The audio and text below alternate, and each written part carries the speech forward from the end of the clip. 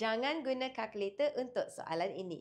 Sekarang kita nak keluarkan 20. Kita keluarkan jadi apa? Jadi 10 darab 2. Macam tu. Sebab tak ada kalkulator kan. So, kita keluarkan begini. Yang ni pun sama. 10 darab dengan 3 kuasa 3. Dan yang terakhir adalah 10 darab dengan 4 kuasa 3. Settle. Sekarang kita akan masukkan dalam untuk yang kuasa 3. Dua-dua kena So, 10 kuasa 3 darab dengan 2 kuasa 3. Dapat lagi. Okey, yang ni 10 kuasa dengan 3.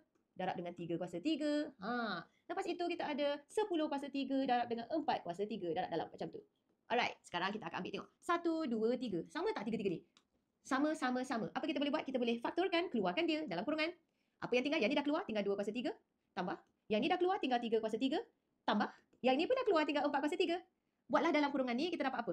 Yang ni, kita dapat 8. 2 darab 2 darab 2. 3 darab 3 darab 3, 27. 4 darab 4 darab 4, 64. Tambah 3 ni, kita dapat berapa? Kira. 99. Alright, thank you. So, 99. Apakah jawapan yang terakhir? Apa maksudnya ni darab ni? 10 kuasa 3 tu berapa korang? 10 kuasa 3 tu ialah 1000. Darab dengan 99.